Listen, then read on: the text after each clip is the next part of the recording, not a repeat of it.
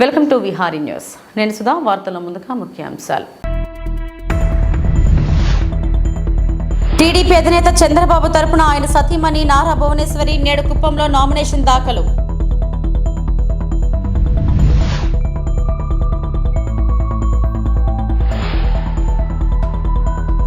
Railway కోడూరులో NDA అవగాహన సదస్సు. 252 బూతులలో ఉన్న కార్యకర్తలకు కేంద్ర పార్టీ కార్యాలయం నుంచి వచ్చిన నిపుణులతో అవగాహన సదస్సు. విశాఖ ఉత్తర నియోజకవర్గం ఎమ్మెల్యేగా నామినేషన్ దాఖలు చేసిన కేకే రాజు.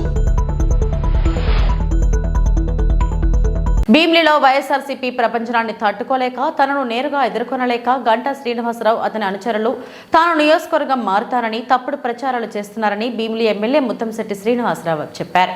గురువారం సాయంత్రం జీవీఎంసీ 5వ వార్డు సాయిరాం కాలనీలో ఇంటింటా ఎన్నికల ప్రచారం నిర్వహించారు. ఈ సందర్భంగా ఆయన సోషల్ మీడియాలో వస్తున్న ప్రచారాలను తీవ్రంగా ఖండించారు.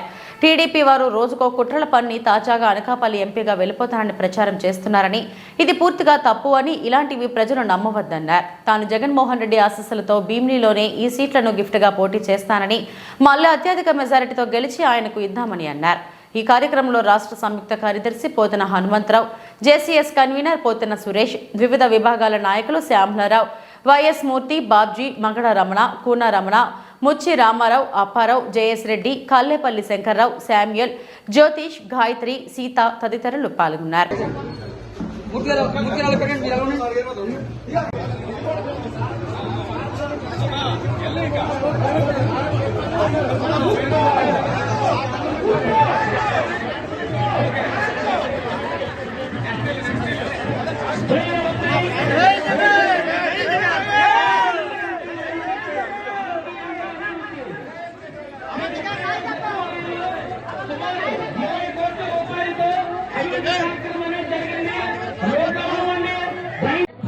ఈరోజు ఎన్నికల ప్రచారంలో భాగంగా భీమిలి నియోజకవర్గం జీవీఎంసీ మధురవాడలో 5వ వార్డులో సాయిరాం కాలనీ తిరుగుతున్నాం.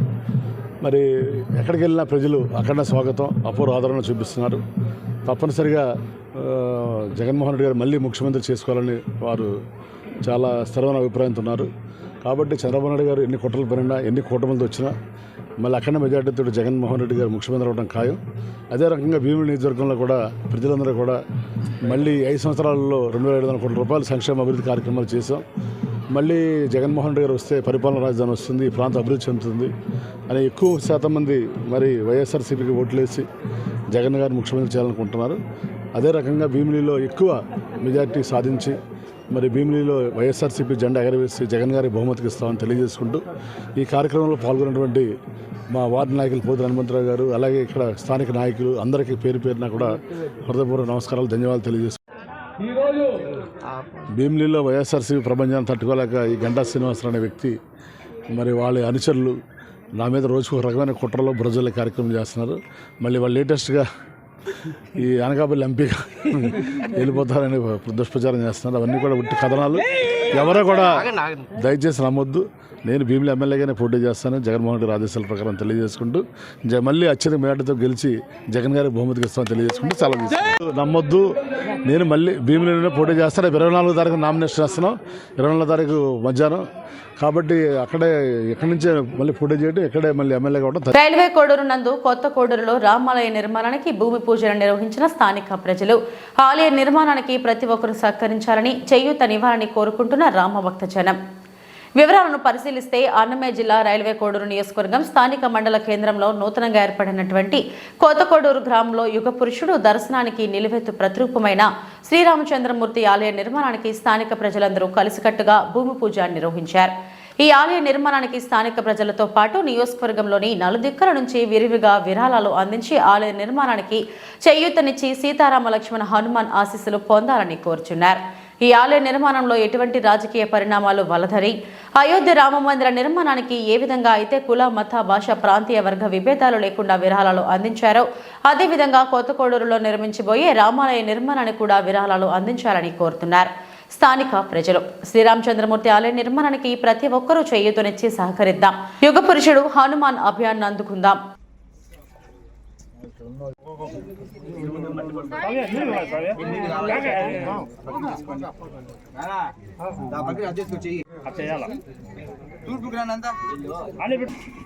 శ్రీరామ్. అయోధ్యాపతి శ్రీరామచంద్రమూర్తికి జై. ఈ రోజున 19వ తారీఖున ఏకాదశి రోజున రైల్వే కోడూరు నందు, కొత్త కోడూరు నందు పూర్వీకుల నుంచి పూజా పునస్కారాలు అందుకుంటూ ఉన్న శ్రీ సీతారామ లక్ష్మణ భరత శతఘ్న భక్త హనుమాన్ల దేవాలయం పునర్నిర్మాణం చేసుకున్నటకు భూమి పూజ చేయటం జరిగింది. విశేషంగా అత్యంత పవిత్ర దినాన దయచేసి ఈ అయోధ్య రామ మందిర నిర్మాణానికి ఏ విధంగా మనం అందరూ సహాయ సహకారాల నుంచి పలు ప్రాంతాల నుంచి అనేక మంది చందాలను రాబట్టి అయోధ్య రామ మందిర నిర్మాణం ఏ విధంగా నిర్విఘ్నంగా పూర్తి చేశారో అదేవిధంగా దయచేసి మన పరిసర ప్రాంతాల వారందరూ మా పారిశ్రామికవేత్తలు కానీ ఆర్థికవేత్తలు కానీ ప్రతి గ్రామంలోనూ ప్రతి కార్యకర్తలు రామభక్తులు అందరూ కలిసి అందులోనూ ఇది రాజకీయవేత్తలకు అందరికీ కూడా నమస్కరించి చేస్తూ ఉన్నా. ఏ పార్టీ వారికి ఏ రాజకీయం వారికి సంబంధం లేదు. ఇది మన శ్రీరామచంద్రమూర్తి కార్యంలో అందరూ భాగం పంచుకొని అందరం కలిసి సమిష్టిగా ఒక పేరుగాంచిన సీతారామచంద్రుల వారి దేవాలయ నిర్మాణంలో అందరూ భాగస్వాములై అందరూ సంపూర్ణంగా మద్దతును తెలుపుతారని ధారాళంగా విరాళాలను సేకరించి ప్రతి ఒక్కరూ అయోధ్య శ్రీరామచంద్రమూర్తికి ఏ విధంగా వానరులుగా ఎట్లా కష్టపడి శ్రమించి చేశారో ఆ విధంగా రామభక్తులందరూ సహాయ సహకారాలు అందించి నిధి సేకరణను చేసి ఈ రామకార్యానికి పూర్తిగా మద్దతు తెలగలరని ఆశిస్తూ ఉన్నాను. జై శ్రీరామ్, జై శ్రీరామ్.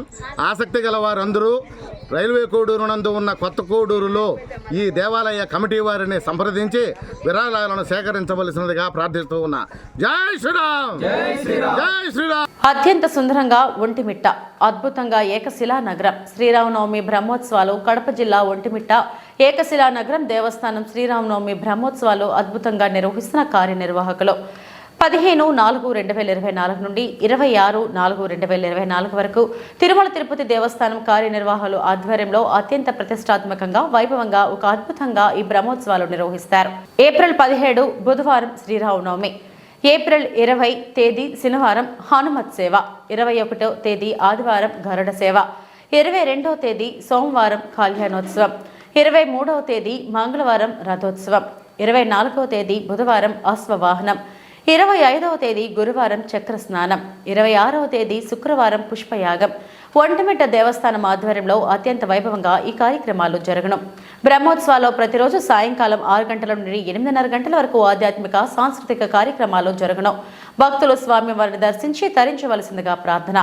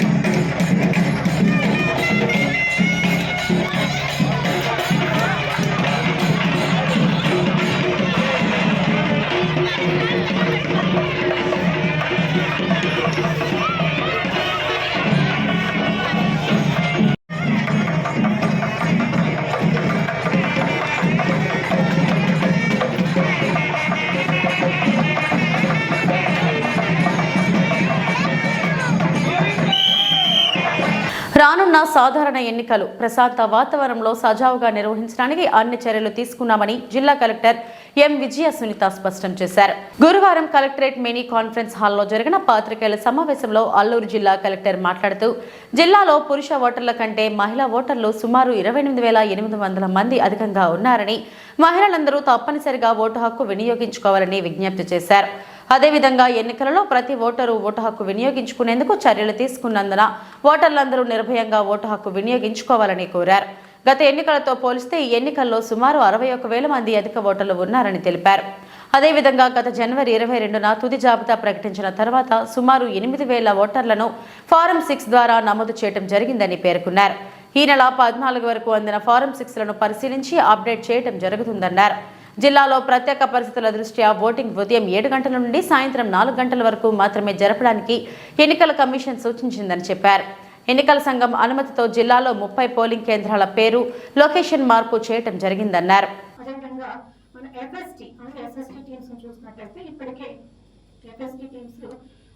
అనౌన్స్మెంట్ ఆఫ్ ఎలక్షన్స్ నుంచి కూడా ఇవన్నీ ఆపరేషనల్ అయి ఉన్నాయి. ఎస్ఎస్టీ టీమ్స్ మాత్రం ఈ రోజు నుంచి ఆపరేషన్ అవుతాయి. నోటిఫికేషన్ ఆఫ్ ఎలక్షన్ ఈ రోజు నుంచి అవన్నీ ఆపరేషన్ అవుతాయి. అండ్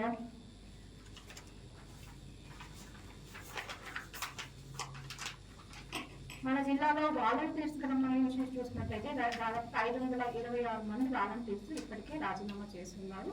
ఈ సంఖ్య గత వారంలో కొంత మేర పెరిగింది. మరి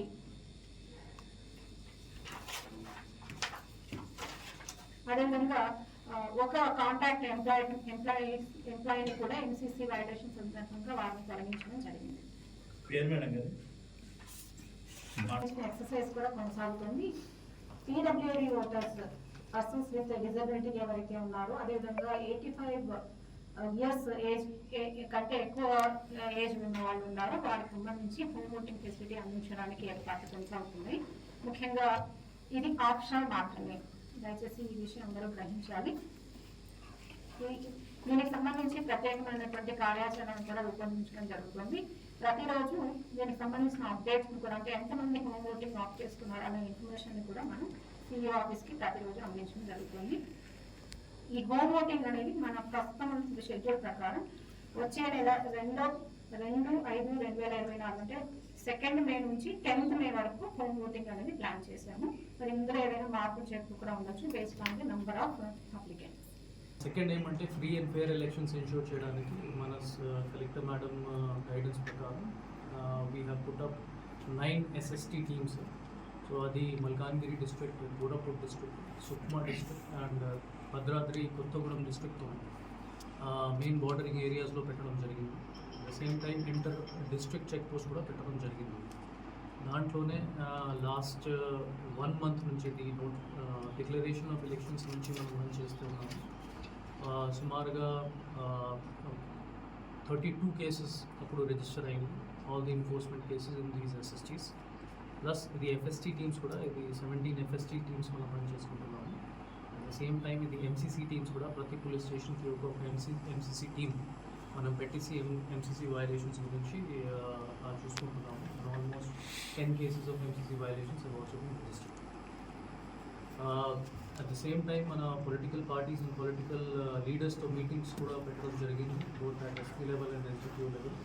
వాళ్ళకి MCC వైలేషన్స్ ఏమేమి ఉన్నాయి, ఏ విధంగా ఎలక్షన్స్ చేసుకోవాలి, ఏ విధంగా పర్మిషన్స్ తీసుకోవాలి. కొల్లేరు లంక గ్రామాలు, పెనుమాంకలంక పలు గ్రామాలలో పర్యటించిన ఎమ్మెల్సీ ఏలూరు జిల్లా కైకలూరు నియోజకవర్గం మండవల్లి మండలంలో ఎమ్మెల్సీ జయమంగళ వెంకటరమణ రానున్న సార్వత్రిక ఎన్నికలలో భాగంగా వారు మాట్లాడుతూ వైసీపీ ఎమ్మెల్యే అభ్యర్థి దూలం నాగేశ్వరరావు మరియు పార్లమెంట్ ఎంపీ అభ్యర్థి కారమూరి సునీల్ కుమార్ యాదవ్కు మీ అమూల్యమైన ఓటును ఫ్యాన్ గుర్తుపై ముద్రించి అఖండ మెజారిటీతో గెలిపించాలని, వైఎస్ జగన్మోహన్ రెడ్డిని మరొకసారి ముఖ్యమంత్రిని చేయాలని, మీరు వేసే ప్రతి ఓటు మీ కొల్లేరు బిడ్డ అయినా నాకు వేసినట్టుగా భావించి ఓటు వేయాలని కోరిన శాసనమండలి సభ్యులు జయమంగళ వెంకటరమణ మరియు వడ్డీ కార్పొరేషన్ చైర్మన్ ముంగర సంజీవ్ కుమార్. ఈ కార్యక్రమంలో పాల్గొన్న నాయకులు సయ్యపు రాజు, గుర్రాజు, ముంగర నరసింహారావు, జెడ్పీటీసీ ముంగర విజయ నిర్మల, మల్లికార్జున, సర్పంచులు ముంగర నాగరాజు, పెనుమాకలంక మాజీ సర్పంచులు ఘంటసాల శ్రీనివాసరావు, ఘంటసాల వెంకటరాజు, పైడి చింతపాడు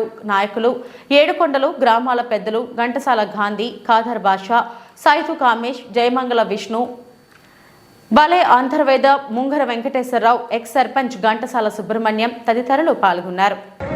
పుట్టిన బిడ్డ నుంచి చనిపోయే వరకు నీ పేద 25 లక్షల రూపాయలు ఇప్పుడు పెట్టాడయ్యా. మనకు రోగం రాకూడదు. రానివ్వండి, నేను తీసుకెళ్ళి 25 లక్షల రూపాయల వైద్యం మొన్న కూడా ఒకటి చేయించాను. ఇప్పుడు చేయించడానికి సిద్ధంగా ఉన్నాను. 25 లక్షల రూపాయలు ఒక ఎకరం పొలం మీ పేరున పెడితే ఇంకా వచ్చిన తర్వాత బెంజిగారు ఇస్తాను, అయ్యా కేజీ బంగారం ఇస్తానని నమ్ముతారా? ఇప్పుడు 25 లక్షల రూపాయలు ఇచ్చి మీ ఇంట్లో ఉన్న ఆడకూతుల పేరునున్న అబ్బంతా తీర్చిన వ్యక్తిని నమ్ముతారా? ఆడకూతుళ్ళు ఇంతకుముందు పండగ వస్తుందయ్యా, అయ్యా పిల్లలకు బట్ట కొనాలని 500, 600 మన దగ్గర అడిగేవారు. ఇప్పుడు ఇప్పంటున్నారు తెలుసా, జగన్మోహన్ రెడ్డి గారి దయ వల్ల ఆడకూతుళ్ళ దగ్గరికి వెళ్ళి ఇవాళ బ్యాంకులో పథకం కింద ఒక 18,000 పడ్డాయంట కదా. ఏమే కొంత ఖర్చు ఉంది, ఒక 500 ఇవ్వమని ఆవిడని అడుగుతున్నావా లేదా అని అడుగుతున్నా నేను.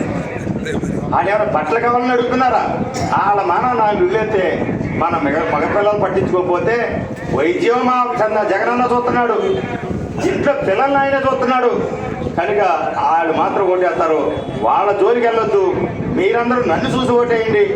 ఆడకూతుళ్ళందరూ జగన్మోహన్ రెడ్డి గారిని చూసి ఓటేస్తారని తెలియజేసుకుంటూ, ఈ వచ్చే నాయకులు ఎవరైతే ఉంటారో వాళ్ళని మాత్రం వద్దు దండేయండి. అయ్యా ఒకసారి చేశాం, మీ రుణం తెచ్చుకున్నాం. అసలు నాగేశ్వరరావు గారికి ఒక్కసారి కూడా చేయలేదు, అయినా ఎమ్మెల్సీ ఇచ్చారు కనుక ఆయన రుణం కూడా తీర్చుకోవాలి అని పద్ధతి. మచిలీపట్నంలో చంద్రబాబు మాట్లాడిన ప్రతి మాట అబద్ధమేనని మాజీ మంత్రి పేర్ని నాని ఆగ్రహం వ్యక్తం చేశారు. జడ్జితో మాట్లాడి తోట త్రిమూర్తులకు బెయిల్ ఇప్పించారని అబద్ధం చెప్పాడని మండిపడ్డారు. శిరోముండనం కేసు 1996లో జరిగిందని, ఆ ఘటన జరిగినప్పుడు తోట త్రిమూర్తులు టీడీపీలోనే ఉన్నారు కదా అని ప్రశ్నించారు. 95 నుంచి 2020 వరకు తోట త్రిమూర్తులు టీడీపీలో లేరా అని బాబును నిలదీశారు. ఈ కేసులో ముద్దాయిగా ఉన్నప్పుడు త్రిమూర్తులు టీడీపీ నుంచి పోటీ చేసిన విషయాన్ని పేర్ని నాని గుర్తు చేశారు. చంద్రబాబులాగా అసహ్యంగా మాట్లాడే నాయకులు ఎవరైనా ఉంటారా అని మండిపడ్డారు. తనకు బూతులు తిట్టడానికి మంత్రి పదవి ఇచ్చారని అంటున్నారని, తాను ఏనాడు చంద్రబాబు పవన్లను బూతులు తిట్టలేదని చెప్పారు. ఒకవేళ తాను బూతులు మాట్లాడి ఉంటే నిరూపించాలంటూ సవాల్ విసిరారు.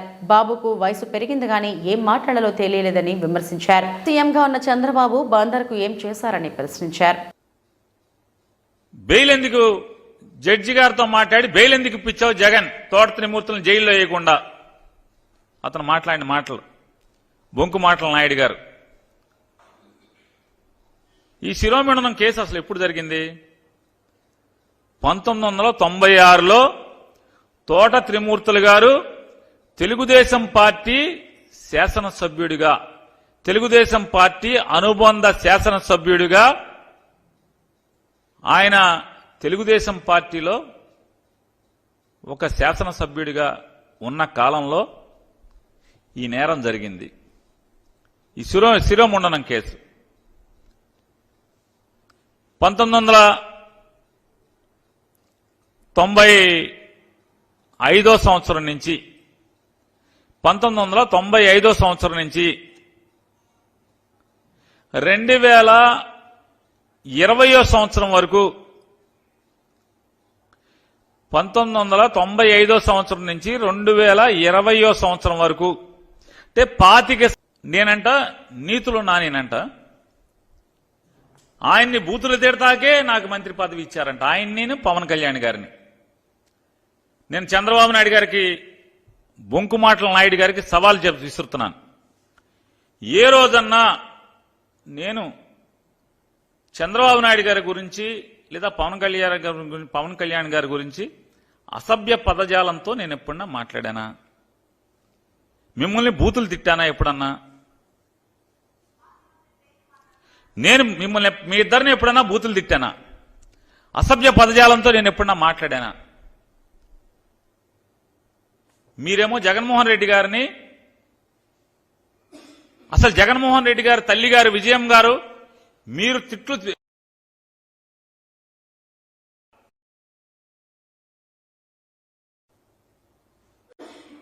పచ్చిగా మాట్లాడతారు. మీరు ఎంత మాట పడితే అంత మాట మాట్లాడతారు జగన్మోహన్ రెడ్డి గారిని. జగన్మోహన్ రెడ్డి గారి పార్టీ జెండా మోసేవాడిగా, ఆ పార్టీ శాసనసభ్యుడిగా, తన సహచర మంత్రిగా మీకు కౌంటర్ చేయకూడదు. మిమ్మల్ని ఎదురు ప్రశ్నించకూడదు. మీకు నీతులు చెప్పకూడదు. ఎందుకయ్యా పొలంలో మర్రి చెట్టుకి తాడి చెట్టుకి వయసు వస్తుంది? కనీసం 10 మందికి ఎవడికోడికి ఏదో ఒకటి ఉపయోగపడుతుంది మనుషులకి.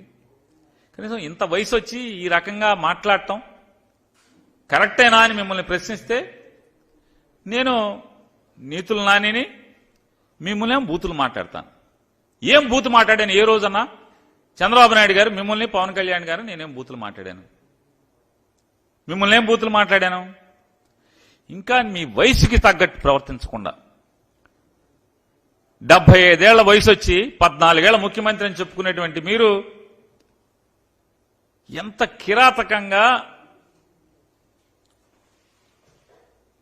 నా కుమారుడు పేర్ని కృష్ణమూర్తిని మీరు ఎంత దిగజారి మాట్లాడుతున్నారు.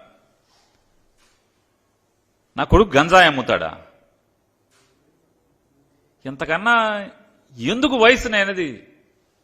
ఈ వయసు, ఆ వయసు ఒంటి మీద వయసుకి తగ్గ మాట్లాయి. మరి ప్రజాసేవ చేయాలనేటువంటి ఆకాంక్షతో, బలమైన ఆకాంక్షతో రాజకీయాలకి అడుగుపెట్టి 4 సంవత్సరాలు నీ కొల్లు రవీంద్ర లేదా నీ పార్టీ నాయకులందరూ కూడా ఇళ్లలో పడుకుని, మీతో సహా అందరూ ఇళ్లలో పడుకుంటే అతను కరోనాలో ప్రాణాలకు తెగించి ఐసీయూ వార్డులో కూడా బందర్లో కరోనా బారిన పడినటువంటి ఏ పేషెంట్ని అడిగినా కూడా పేర్ని కృష్ణమూర్తి సేవల గురించి ఈ రోజు కూడా మాట్లాడతారు. కరోనాలో ప్రాణాలు పోతుంటే ఐసీయూ వార్డులోకి వెళ్లి అందరితో పలకరించి, అందరికీ స్వాంతన మాటలు చెప్పి, మీ ఇంట్లో వాళ్ళు బయట నుంచునున్నారు, వాళ్ళు ఈ కబురు చెప్పమన్నారని మీకు వీళ్ళ ఫోటోలు తీసి వాళ్ళతో మాట్లాడి వీడియో తీసి అవన్నీ కూడా వాళ్ళ కుటుంబ సభ్యులకి చూపించి, ఇదిగో మీ ఇంట్లో మీ నాన్నగారు లేకపోతే మీ భార్య గారు, మీ కొడుకు ఇదిగో ఇలా మాట్లాడుతున్నాడు, ఇదిగో ఇలా ఉన్నాడు అని చెప్పి దాదాపుగా ప్రతి పేషెంట్ వాళ్ళ తాలూకాకి చూపించేవాడు. డాక్టర్లతో సమానంగా లోపల వార్డులో ప్రాణాలకు తెగించి తిరిగాడు. బెడ్లు కావాలంటే బెడ్లు అందించడం, ఎప్పుడు 24 గంటలు అదే పనిలో ఉంటే నూనూకు మేసాలటువంటి నవ యువకుడు మొదటిసారి రాజకీయాల్లో పోటీ చేస్తుంటే ప్రజలు గుర్తిస్తే 75 ఏళ్ళ వయసు వచ్చినటువంటి చంద్రబాబు నాయుడు ఇంత పాపం మాటలు మాట్లాడుతున్నాం. ఇంజనీరింగ్ చదువుకుని ప్రజలకు ఏదో ఒకటి చేయాలి, నా ఊరికి ఏదో ఒకటి చేయాలి. రైల్వే కోడూరులో ఎన్డీఏ అవగాహన సదస్సు. కోడూరులోని 252 బూత్లలో ఉన్న కార్యకర్తలకు కేంద్ర పార్టీ కార్యాలయం నుంచి వచ్చిన నిపుణులతో అవగాహన సదస్సు కార్యక్రమం. ఓటర్ల యొక్క వివరాలను యాప్ ద్వారా నమోదు చేసే కార్యక్రమాన్ని నిర్వహించిన టీడీపీ, జనసేన, బీజేపీ పార్టీ అధినేతలు. ఈ కార్యక్రమానికి విచ్చేసి పాల్గొన్న అధిక సంఖ్యలో కార్యకర్తలు. కేంద్ర కార్యాలయం నుంచి దాదాపు ఒక 12 మంది ఈ నిపుణులు వచ్చి ఇక్కడ అందరి అంటే అన్ని పార్టీల ఎన్డీఏకి ఒక సదస్సు నిర్వహించడం జరిగింది. దాని ఉద్దేశం ఏంటంటే ముఖ్యంగా ఈ 252 బూతులకు సపరేట్ గా ఒక్కొక్క బూత్ కు ఒక యాప్ ను వాళ్ళు ఇన్స్టాల్ చేస్తారు. ఆ యాప్ లో అంటే ఫర్ ఎగ్జాంపుల్ 72వ బూత్ అనుకో, 72వ బూత్ లో 920 ఓట్లు ఉన్నవి, 900 మహిళలు ఎన్ని, లేదా ఇప్పుడు అప్గ్రేడ్ అయినటువంటి రేపటికి లిస్టు వస్తే మళ్ళీ కొత్తవన్నీ, చనిపోయినవన్నీ పూర్తి వివరాలు అందులో ఉంటాయి. ఒకవేళ రేపు ఎలక్షన్ రోజు అక్కడ ఏదైనా బూత్ లో జరిగితే కంప్లైంట్ చేయడానికి కూడా ఇమ్మీడియట్ గా కేంద్ర కార్యాలయం నుంచి చేయడానికి ఒక గొప్ప అవకాశంగా ఎన్డీఏ పార్టీ తరఫున అన్నిటికీ ఈ రోజు మాకు క్లాసెస్ జరిగింది. అద్భుతంగా ఈ సమావేశం మొదలైంది.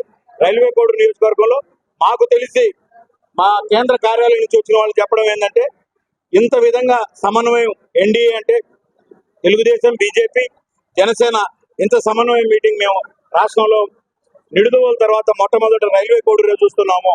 కాబట్టి మేము పక్కాగా దీన్ని విజయంలోకి మేము లెక్కేసుకుని వెళ్తున్నాము అని చెప్పారు. చాలా సంతోషం. ఇప్పుడు ఉన్నటువంటి యువకులు ఆల్మోస్ట్ ఇప్పటికే దాదాపు 84 వార్డులకు యాప్ ఇన్స్టాల్. మీరు చూస్తే అక్కడ టెక్నికల్ పీపుల్ అంతా వరుసగా 3 టేబుల్స్ వేసుకొని చేస్తున్నారు. దాదాపు 84 యాప్లు, అలాగే 252 యాప్ల డేటా కూడా మనం పెట్టుకొని రేపు పొద్దున్నే ఎలా ఎలక్షన్కి వెళ్ళాలి, మాకు ఓటింగ్ ఎలా అని చెప్పి మేము మా యొక్క కార్యకర్తలకు తర్ఫీదునివ్వడానికి ఇది మాకు ఒక సోపానం లాగా పని చేస్తుందని చెప్పి ఈ కార్యక్రమాన్ని ఏర్పాటు చేసిన మా అధిష్టానానికి, కేంద్రం నుంచి వచ్చిన వాళ్లకు మరియు మా పెద్దలందరికీ కూడా ధన్యవాదాలు తెలుపుకుంటున్నాం. ఈ కార్యక్రమానికి విచ్చేసిన ప్రతి ప్రింట్ మీడియా, ఎలక్ట్రానిక్ మీడియా సోదరుడికి ఎన్డీఏ తరపున ధన్యవాదాలు. Thank you. కుప్పం పట్టణం తెదేపా అధినేత చంద్రబాబు తరపున ఆయన సతీమణి నారా భువనేశ్వరి నేడు కుప్పంలో నామినేషన్ దాఖలు చేయనున్నారు. ఈ నేపథ్యంలో స్థానిక ప్రసన్న వరదరాజస్వామి ఆలయంలో నామినేషన్ పత్రాలను ఉంచి ఆమె ప్రత్యేక పూజలు నిర్వహించారు. ఆలయ అర్చకులు వేదాశీర్వచనం చేసి తీర్థ ప్రసాదాలను అందజేశారు. అనంతరం లక్ష్మీపురంలోని మసీదు ఆవరణలో ముస్లిం సోదరులతో కలిసి ప్రార్థనలు నిర్వహించారు. ఆ తర్వాత బాబు నగర్లోని చర్చిలో ప్రార్థనలు చేశారు. మరోవైపు నామినేషన్ కార్యక్రమంలో పాల్గొనేందుకు పెద్ద ఎత్తున తెదేపా, జనసేన, భాజపా కార్యకర్తలు తరలివచ్చారు.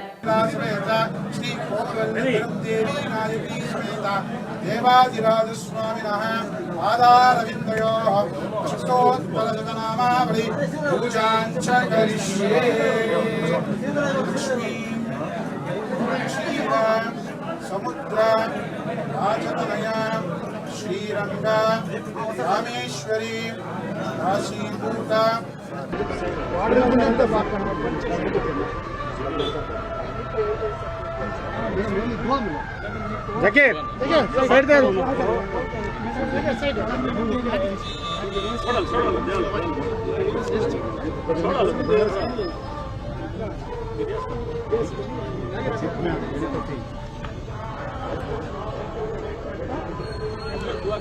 दुआ करो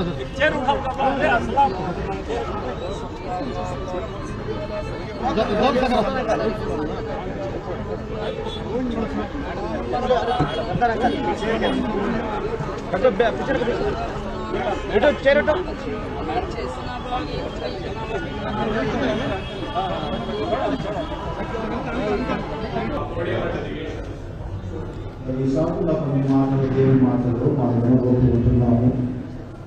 మేడం గారు కూడా సెకండ్ టైం చాలా సంతోషమైంది. వచ్చిన సభ్యులంతా మీకు వందనాలు. అదే సందర్భంలో ఈ సంవత్సరం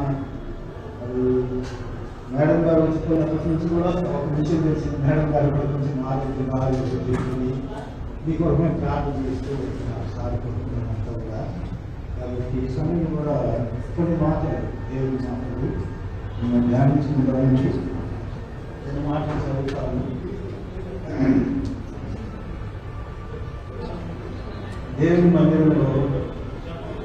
దేవుని మందిరాన్ని ప్రేమించి మేడం గారు కూడా మరి 2వ పర్యాయం వచ్చి ఉంటున్నారు.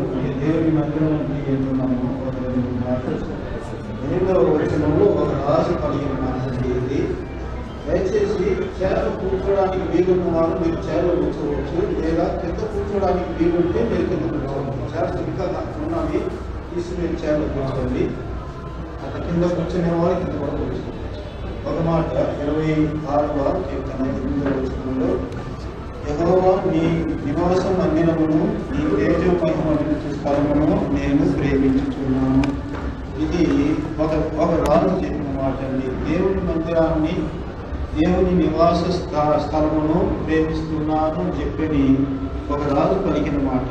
దేనికి దేవుని మందిరాన్ని ప్రేమించాలా అని అంటే దేవుడు ఇక్కడ ఉంటున్నాడు అని చెప్పని దేవుని వాక్యం ఏముందంటే ఇది నేను కోరుకున్న స్థలము, ఇక్కడనే నేను నివాసం చేస్తాను అని చెప్పింది. కాబట్టి దేవుని మందిరం అంటే అందరం కూడా సన్మానిస్తాం కదా, మనం అందరం కదా. అంటే భయభక్తులు ఉంటుంది దేవుని మందిరంలో అని చెప్పి కొంతసేపు సమయం గడపాలా అని చెప్పాను. కాబట్టి దేవుని వాక్యంలో మాట సర్వీస్గా ఉంటున్నది ఏంటంటే యేసుక్రీస్తు ప్రభువారు ఈ లోకానికి వచ్చిన ఉద్దేశం ఏంటి, దేనికి రావాలా, ఆయన పరలోక మహిమనంతా మించి ఈ లోకానికి దేనికోటి రావాలా అని అంటే తిమోతికి రాసిన పత్రిక మొదటి పత్రికలో మొదటి అధ్యాయము 15వ వచనంలో ఈ మాట ఉంటుంది. దేవుని యొక్క వాక్యంలో ఈ మాట జరుగుతూ ఉంటున్నాను. ఏమంటే పాపులను రక్షించుటకు ఈ లోకానికి వచ్చింది దేవుని అంటే పాపులను రక్షించుటకు. ఎవరో పాపులనంటే లోకంలో ప్రతి మనుషుడు పాపేను దేవుని వాక్యం సెలవిస్తుంది. అంటే మనం లోకంలో పుట్టిందే పాపంలో పుడుతూ ఉంటున్నాము. తర్వాత ఈ లోకంలో జీవించినంత కాలము మనం ఏదో తప్పు చేస్తూ ఉంటున్నాం కదా. కాబట్టి వీటన్నిటికీ పరిష్కారం ఎట్లా, ఎవరు ప్రాయశ్చిత్తం కలిగి చేస్తారో, లేదు మనం పాపంలోనే చనిపోతే ఏమవుతామో అని దేవుని వాక్యంలో చూస్తే పాపం వల్ల వచ్చే జీవితము మరణము ఉంది. మరణించిన తర్వాత ఎక్కడ పోతారంటే పాపంలోనే మనం మరణించిన నరకానికి వెళ్ళాలి. నరకంలో ఏముంటుందంటే అగ్ని ఆరాధనకు చావాలి.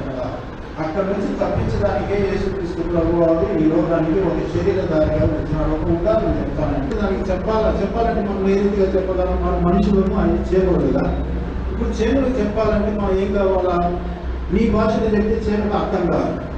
నువ్వు ఎట్లా చేమ భాషలో చెప్తేనే చేమకు అర్థం అవుతుంది. ఇక్కడ అబ్బాయి మనం ఏం చెప్పేది కదా. అప్పుడు ఏం కావాలా, నువ్వు చేమగా మారాలా కదా.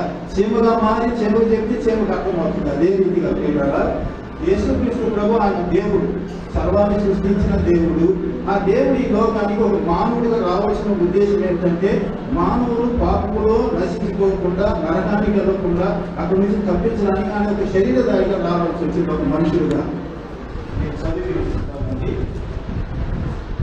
మనుషులు ఒక్కసారి వృద్ధి పొందవలేను అని నియమింపబడేను, ఆ తర్వాత తీర్పు జరుగును. మనుషులు ఎన్నిసార్లు చనిపోవాలండి? మనం ఎన్నిసార్లు, ఒకసారి పుడతాము, ఒకసారి చనిపోతాము కదా.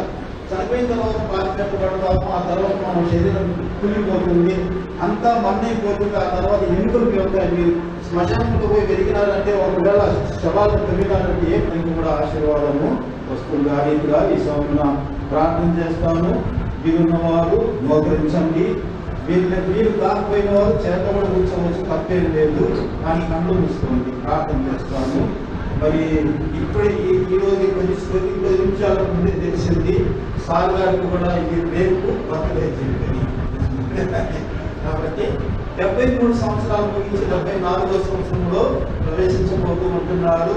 సార్ గారికి కూడా ప్రార్థన చేస్తాను. లోకేష్ గారికి కూడా ప్రార్థన చేస్తామండి.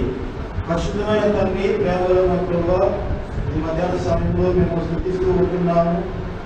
దేవా, మీ కనికరము, మీ కృపను బట్టి తండ్రి, జీవాధిపతి అయిన దేవుడు, సమస్తాన్ని సృష్టించిన దేవుడు, మా అందరి పాపముల నిమిత్తము కల్వారిలో బలి ప్రభువా, మాకు రక్షణ ఇవ్వడానికి మీరు రక్తం కాచినారు, మరణించినారు, సమాజంలో మిమ్మల్ని సజీవులుగా లేచిన దేవుడు. కాబట్టి నా గురించి వారిని ఏమాత్రం ప్రోత్సహించి నేను బోధించి ఉంటున్నాను. మాటలు విన్నారు తండ్రి. మరి మా మేడం గారికి కూడా మంచి ఆరోగ్యం దయచేయండి, శరీర బలహీనతను తీసివేయండి. సార్లు కూడా తండ్రి, మరి రేపటి దినం నుంచి మరొక సంవత్సరం ఆయుష్కాలం పొడిగించబోతూ ఉంటున్నారు. పరిశుద్ధ గ్రంథంలో కుప్పం పట్టణం తేదేపా అధినేత చంద్ర విశాఖపట్నం పశ్చిమ నియోజకవర్గంలో వైసీపీ కార్యకర్తలు కదం తొక్కారు. నియోజకవర్గ ఎమ్మెల్యే అభ్యర్థి ఆడారి ఆనంద్ కుమార్ నామినేషన్ కార్యక్రమానికి అభిమానం పోటెత్తింది. 14 వార్డులకు చెందిన కార్యకర్తలు జనసందోహంతో నియోజకవర్గంలోని రహదారులు నిండిపోయాయి. శుక్రవారం ఉదయం పశ్చిమ నియోజకవర్గం ఎమ్మెల్యేగా నామినేషన్ పత్రాలు దాఖలు చేయడానికి రాజ్యసభ సభ్యులు వైవి సుబ్బారెడ్డితో కలిసి ఆడారి ఆనంద్ కుమార్ గోపాలపట్నం నూకాంబిక ఆలయంలో అమ్మవారి ఆశీస్సులు తీసుకుని జ్ఞానాపురం జీవీఎంసీ జోనల్ కార్యాలయానికి బయలుదేరారు. గోపాలపట్నం నుంచి ఎన్ఏడి, కరాస, మరిపాలెం, కంచర్పాలెం మీదుగా ముఖ్య నాయకులు, ఆయా వార్డుల కార్పొరేటర్లు, కార్యకర్తలు అభిమానులతో కలిసి జ్ఞానాపురం జోనల్ కార్యాలయానికి చేరుకుని ఎన్నికల అధికారికి నామినేషన్ పత్రాలు దాఖలు చేశారు. ఈ సందర్భంగా వైవి సుబ్బారెడ్డి మాట్లాడుతూ విశాఖపట్నంలో అన్ని స్థానాల్లో వైసీపీ విజయం సాధిస్తుందని తెలిపారు. జగన్మోహన్ రెడ్డి ఆశీస్సులతో పశ్చిమ నియోజకవర్గం అభ్యర్థిగా ఆడారి ఆనంద్ కుమార్ నామినేషన్ వేసినట్టు తెలిపారు. నియోజకవర్గంలో అత్యంత ప్రసిద్ధి చెందిన నూకాలమ్మవారి ఆశీస్సులు తీసుకోవడం ఎంతో శుభకరమని అన్నారు. ఆడారి ఆనంద్ కుమార్ మంచి మెజారిటీతో గెలవాలని అమ్మవారికి ప్రత్యేక పూజలు చేశామన్నారు. విశాఖ పార్లమెంట్ అభ్యర్థిగా బొత్స ఝాన్సీ మెజారిటీతో గెలిపించాలని కార్యకర్తలకు పిలుపునిచ్చారు.